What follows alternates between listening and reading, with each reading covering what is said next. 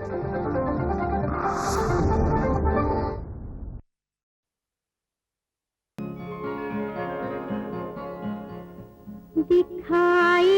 दिए यूं के बेखुद किया दिखाई। मोहम्मद ज़हूर ख़य्याम हाशमी, मशहूर फिल्म संगीतकार ख़य्याम, जिन्होंने अपने संगीत के द्वारा लोगों के दिलों में अपनी खास पहचान बनाई। अभिनय की ख्वाहिश रखने वाले ख़य्याम ने अपनी धुनों से भारतीय सिने जगत को वो सब कुछ दिया जो उनके पास है, जिसके लिए समय समय पर उन्हें अनेकों सम्मान से अलंकृत किया गया। ख़य्याम साहब के 80 वर्ष पूरे होने पर दूरदर्शन ने उनसे खास बातचीत की। ख़य्याम साहब, आपको इस जन्मदिन की बहुत बहुत बधाई हो। आपने 80 वर्ष पूरे किए। आपने अपने संगीत से सभी को नवाजा और यूं ही स्वस्थ और सानंद रहें और यूं ही अच्छे अच्छे संगीत से, कंपोजिशन से हम सभी को सराबोर करते रहें। आप सबका और दूरदर्शन का बहुत बहुत शुक्रिया अदा करता हूँ, बहुत बहुत धन्यवाद। मैं सब अपने हमवतनों का और मेरे संगीत को चाहने वालों का, और जो चाहने वाले हैं ये वही शक्ति है, उन्हीं की शक्ति। उन्होंने हौसला अफजाई की और मैं ये संगीत देता रहा और इंशाल्लाह देता रहूँगा। और भी जितना वक्त बचा है वो तो भगवान जाने, अल्लाह जाने। सो जितना वक्त बचा है वो मैं इंशाल्लाह हक़ अदा करता रहूँगा अपनी मादरे वतन का और अपनी मादरे वतन के संगीत का। 6 दशकों से आप ये संगीत का सिलसिला आपका चल रहा है। अगर मैं सही हूँ तो फिल्म बीपी का वो गीत अकेले में वो घबराते तो होंगे, जिसने अपनी एक नायाब पहचान बनाई लोगों के बीच में। उस वक्त इतना मीडिया नहीं था, इतने पब्लिसिटी के माध्यम नहीं थे। जी जी बिल्कुल। तो आप कुछ बताएं। क्योंकि देखिए उसकी जो शायरी है वो गज़ल है। आपको मैं बोल सुनाता हूँ तो वो अपने आप बोलते हुए बोल हैं। अकेले में वो घबराते तो होंगे, अकेले में वो घबराते तो होंगे, मिटा के मुझको पछताते तो होंगे। हमारी याद आ जाती तो होगी, हमारी याद आ जाती तो होगी, अचानक वो तड़प जाते तो होंगे। अब देखिए कैसे शेर हैं। वरी साहब का लिखा हुआ ये गज़ल है, उनका कलाम है। और मोहम्मद रफ़ी साहब उस वक्त टॉप सिंगर, और उन्होंने कितने मज़े से गाया, इतना अच्छा गाया। और वो बड़ी सादा सी धुन थी, तरनुमा जैसे शायर साहबान पढ़ते हैं, प्रोफेशनल नहीं। तो वो जो एक सादगी थी उस धुन में, मेरे ख़्याल में पूरे भारत को, पूरे हिंदुस्तान को बहुत ज़्यादा पसंद आई कि लोग कहते थे रेज ऑफ द नेशन है ये गाना। जी हाँ। आपने एक से एक गीतकारों के गीत को सुरों में ढाला। जी हाँ। एक अच्छा साहित्य भी दिया लोगों को, साथ में उसकी मेलोडी भी दी। जी। जो आज हमें बहुत कम कहूँ सुनने को मिलता ही नहीं है। आपने ये जिक्र करके रमेश सहगल साहब एंड साहिल लुधियानवी साहब और राज कपूर साहब और माला जी एंड मुकेश भाई और आशा जी, तो ये हमारी टीम। एंड अब देखिए वो पोइम है, एक शायर का दर्द है अपने मुल्क के लिए, अपनी नौजवानों के लिए, किस हालात से हमारा देश जो है गुज़र रहा है, क्या हालात है। और ये पीड़ा है साहिल लुधियानवी की, ख़य्याम की, रमेश सहगल साहब की, राज कपूर साहब की, मुकेश भाई की, आशा जी। तो ये जी हाँ जी हाँ। तो ये मैं आपको उसकी भी बोल सुनाऊंगा। देखिए क्या है कि वो सुबह कभी तो आएगी, वो सुबह कभी तो आएगी, इन काली सदियों के सर से जब रात का आंचल ढलकेगा, जब दुख के बादल पिघलेंगे, जब सुख का सागर छलकेगा, जब अंबर झूम के नाचेगा, जब धरती नगमे गाएगी, वो सुबह कभी तो आएगी। मजबूर बुढ़ापा जब सूनी राहों की धूल न फाकेगा, मजबूर बुढ़ापा जब सूनी राहों की धूल न फाकेगा, मासूम लड़कपन जब गंदी गलियों में भीख न मांगेगा, हक मांगने वालों को जिस दिन सूली ना दिखाई जाएगी, वो सुबह कभी तो आएगी। देखिए ये पोएम और बड़ी लंबी पोएम है, तवील पोएम है, और इसमें पूरा हालात क्या नौजवानों पे गुजरी, क्या हिंदुस्तान पे गुजर रही थी, तो वो उस वक्त याद है। इसी का एक और गाना है कि चीनो अरब हमारा, हिंदुस्तान हमारा, रहने को घर नहीं है, सारा जहां हमारा। देखिए चीन और अरब को इसलिए कोई सब अपना ये रीजन है हमारा। इस फिल्म की टिकट खरीदने गए थे आडवाणी जी। जी हाँ बिल्कुल, उन्होंने कहा अटल जी को तो लोग पहचान नहीं आडवाणी जी, बिल्कुल सही बात, आपने बड़ा अच्छा याद करवाया। एंड उसमें देखिए आती है कि मिलती नहीं मजूरी, तालीम है अधूरी, मिलती नहीं मजूरी, मालूम क्या किसी को दर्दे नेहा हमारा। यानी अच्छे खासे पढ़े लिखे नौजवानों को ना तो तालीम मिलती थी जी। और पढ़े लिखों को मजदूरी नहीं मिलती थी। ये कहानी यही है। हाँ। आपने तो ये सारा उसमें पूरा दिखाया गया है। और उसमें यूं है कि ये तो हमारे देश की एक पीड़ा की बात मैंने करी। और अब देखिए रोमांटिक गाना, देखिए उसका आपने सुना भी होगा, फिर ना कीजिए मेरी गुस्ताख निगाही का गिला, फिर ना कीजिए मेरी गुस्ताख निगाही का गिला, देखिए आपने फिर प्यार से देखा मुझको। ये आशिक कहते हैं। और उनकी महबूबा कहती हैं कि मैं कहाँ तक ना निगाहों को पलटने देती, मैं कहाँ तक ना निगाहों को पलटने देती, आपके दिल ने कई बार पुकारा मुझको। और ये देखिए ये इस तरह मकबूल हुए गाने के सब्जेक्ट बहुत डराई था, बहुत खुश्क सब्जेक्ट, क्योंकि उसमें बहुत सी बातें सारी इस तरह कही हैं, लेकिन ये म्यूज़िकल बन गया। मुझे अच्छी तरह याद आ रहे हैं कि ऋषिदा जब ये प्रीमियर हुआ तो वो ढूंढ रहे थे कि ख़याम कहाँ, ख़याम कहाँ, ख़याम कहाँ, तो कहते ऋषिदा आपको ढूंढ रहे हैं। तो वो गया, मैं हूँ दादाजी, तो कहने लगे आप लोगों ने ये इतने डराई सब्जेक्ट को म्यूज़िकल कैसे बना दिया। तो इतने खुश हुए। आपके संगीत में एक और ख़ास बात नज़र आती है, अगर मैं गलत ना हूँ, क्योंकि वो हर उम्र को भाता है, सभी को रिझाता है, चाहे वो यंग हो, चाहे वो जवान हो, चाहे वो बूढ़े हो। तो इसका क्या राज है? उसका राज ये है कि इसमें एक तो पूरी यानी मादरे वतन की जो मिट्टी है, खुशबू है, वो कोशिश करके मैं वो जो खुशबू है हमारे हिंदुस्तान की, मादरे वतन की, वो जो खुशबू है, भीनी भीनी खुशबू, और वो संगीत में वो पूरी मैं कोशिश करता हूँ कि भले मैं वक्त के साथ चलता हूँ, सब्जेक्ट के साथ चलता हूँ, लेकिन मैं अपनी मादरे वतन को कभी नहीं भूला, अपने भारत के संगीत को मैं कभी नहीं भूला, क्योंकि वो इतना रिच है, महासागर है, और हमें इधर उधर जाने की, भटकने की ज़रूरत नहीं है। और मैं यूँ जिक्र करना चाहूँगा कि मेरे साथ जो बड़े बड़े शायर जी, वो गीत लिखे, उन्होंने बड़े बड़े शायरों ने लिखे, उनका बहुत बड़ा कंट्रीब्यूशन है। एक तरह का मेरे संगीत का ये बड़े ये जुड़ा हुआ है जो आपने जो सवाल पूछा है। जी हाँ, तो ये जितने बड़े बड़े शायर, उनका कलाम ये मेरी ताकत है, बड़े शायरों का कलाम ये मेरी ताकत है।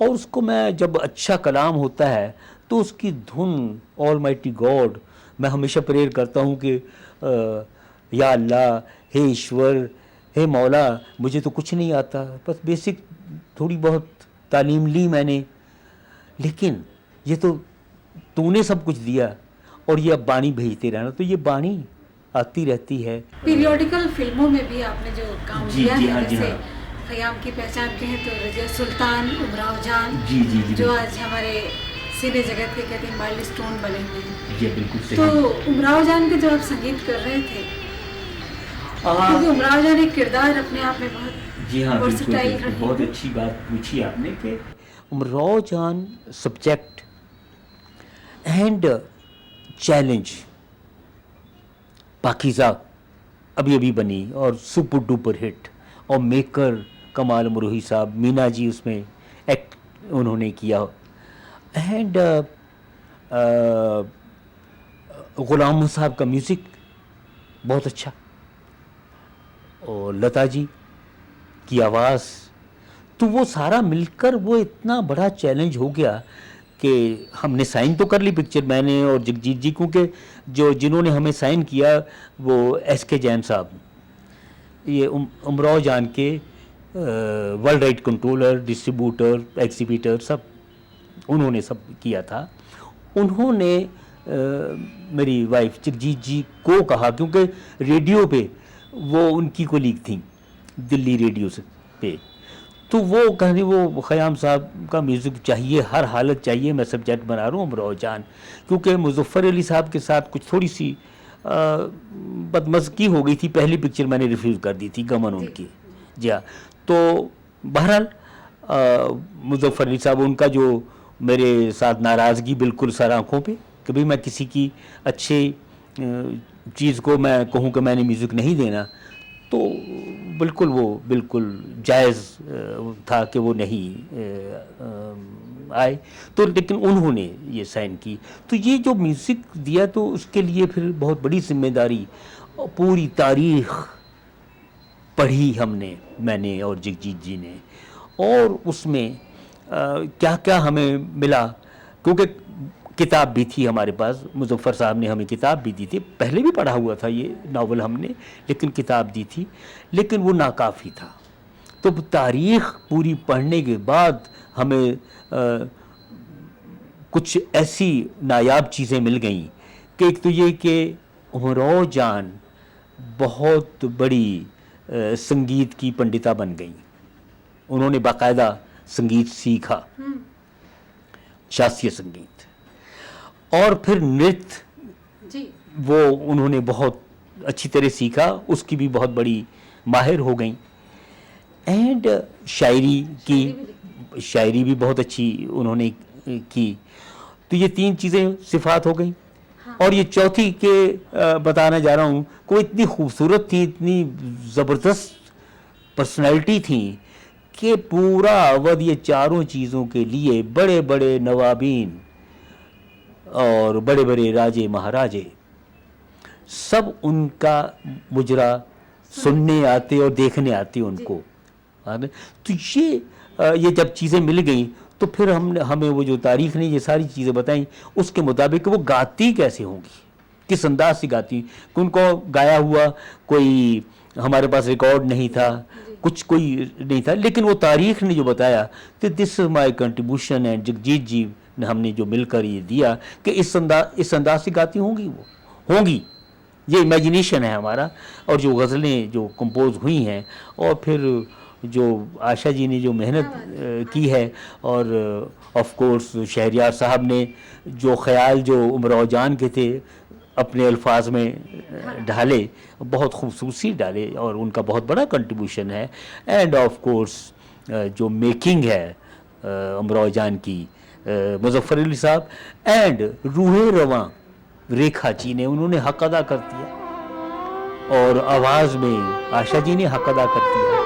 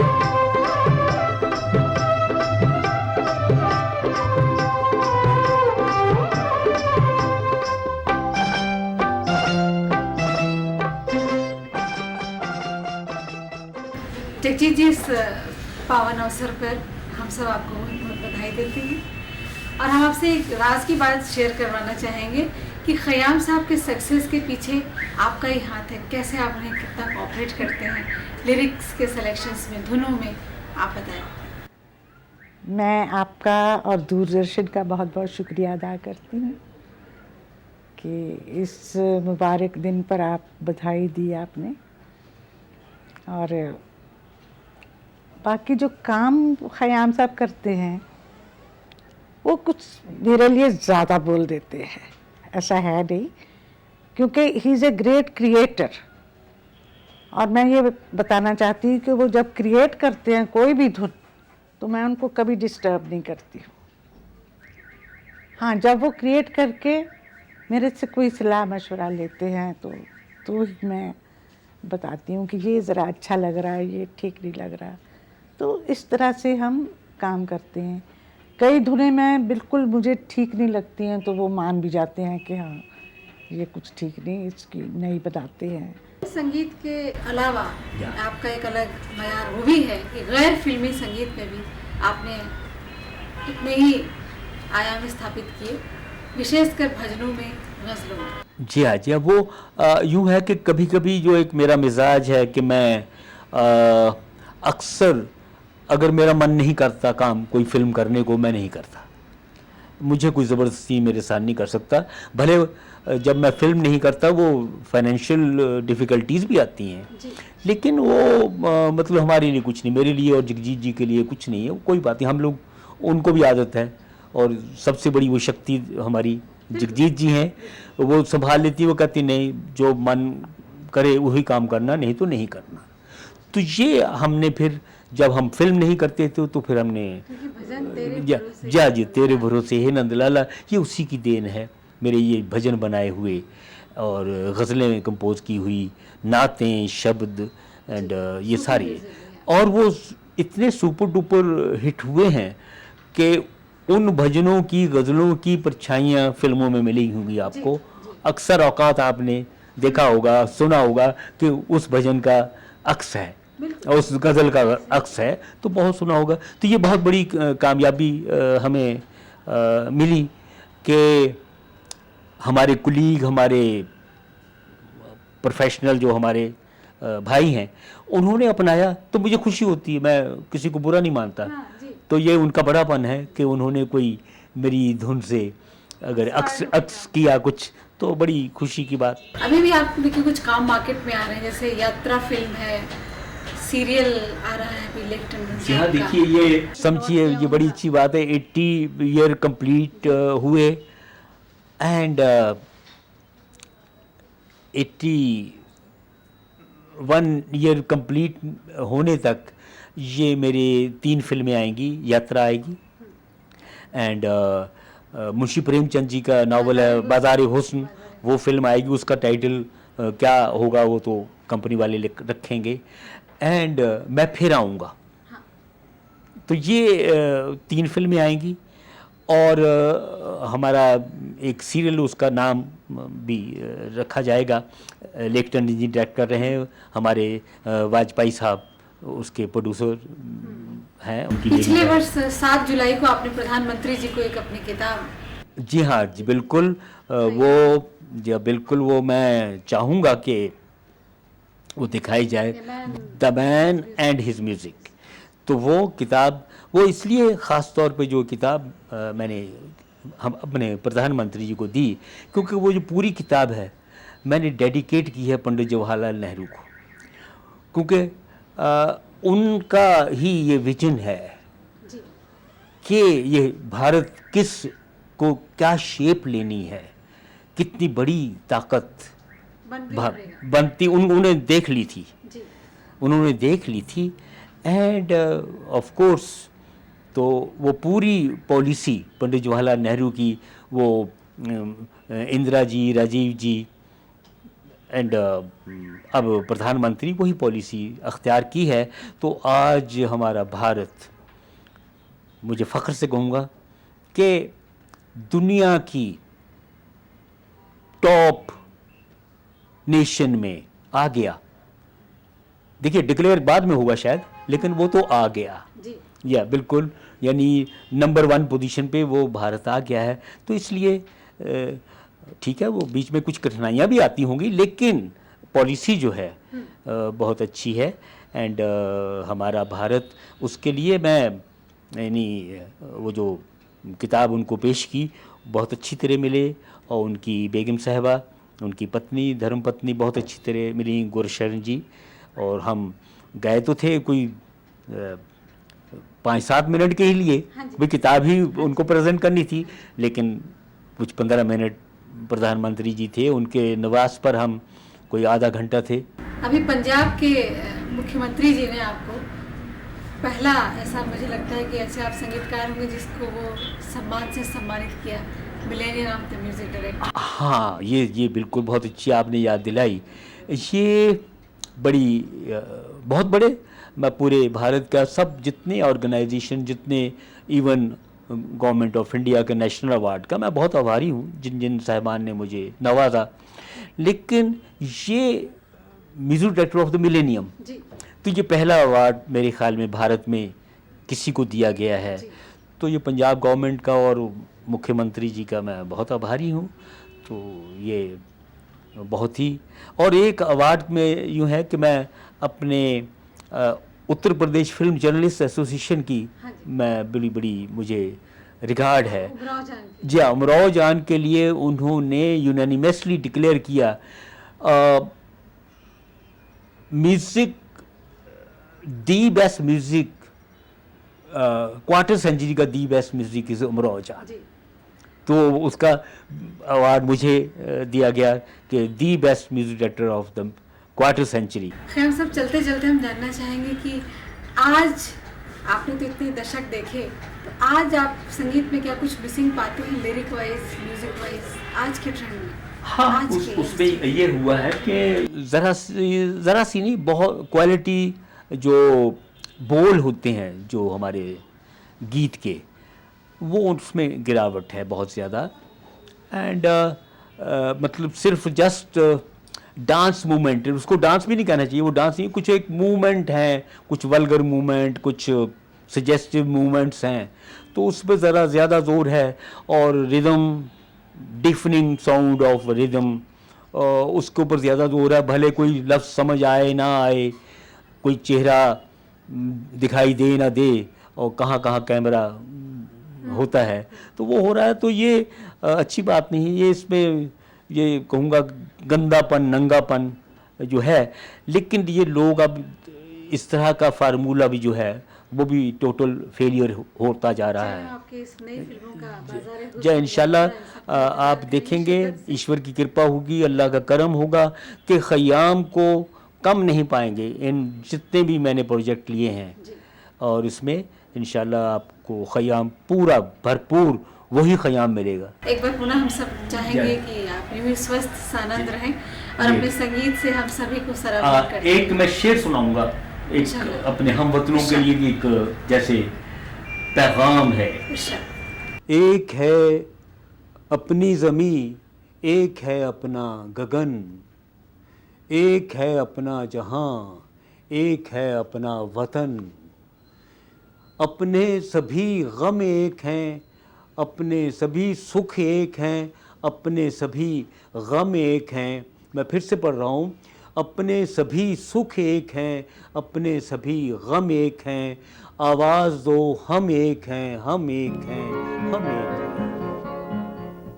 दिखाई दिए यूं के बेखुद किया, दिखाई दिए यूं के बेखुद किया, हमें आपसे भी जुदा कर चले।